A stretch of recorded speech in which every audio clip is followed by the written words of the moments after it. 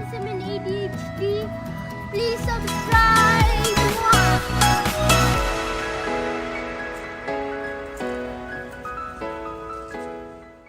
Hi awesomes! Welcome back to my channel! Hello classmates! Today, pag-uusapan natin ang food preservation, paraan para hindi agad masira ang pagkain. Let's start! Number 1, pag-atsara or pickling. Ito ay ang paglalagay ng pagkain sa suka para tumagal.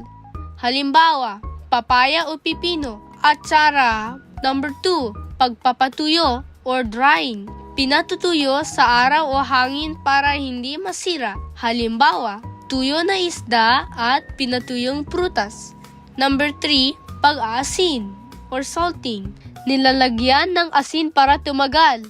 Halimbawa, daing at bagoong. Number 4, pag-aasukal or sugaring. Nilalagyan ng asukal para tumagal at mas matamis. Halimbawa, jam at minatamis na prutas. Number 5, pagpapalamig or refrigeration. Ilagay sa ref para hindi masira. Halimbawa, gatas at lutong ulam. Number 6, pagkakan or canning or bottling. Paglalagay sa lata o garapon para ready to eat. Halimbawa, sardinas at prutas sa bote. Number 7, fermentation or pagbuburo. Iniiwan o iniimbak ang pagkain para magbago ang lasa.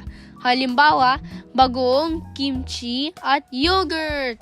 At ngayon, ipapakita ko sa inyo ang isang paraan ng fermentation o pagbuburo.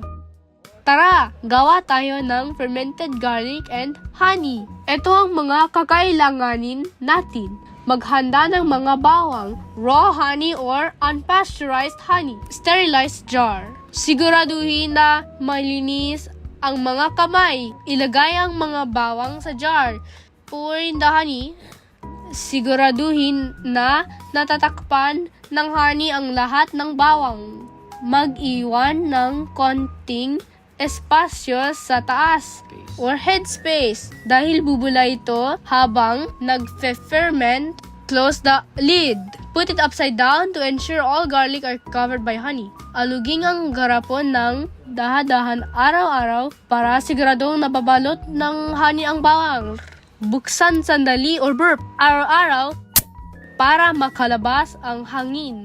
After 2 to 3 weeks, pwede na itong kainin pero mas mainam kung abutin ng 1 buwan o mahigit pa para sa pinakamagandang lasa at bisa. Sabi nila, ang fermented garlic and honey ay maaaring makatulong na pampalakas ng immune system, maaari din makatulong na lunas sa ubo, sipon at sore throat at marami pang iba. Ngunit tandang ugaliin pa din na kumonsulta sa inyong mga doktor. Sa iyon classmates, yan ang 7 ways ng food preservation. Importante ito para hindi nasasayang at pagkain at may stock tayo sa bahay.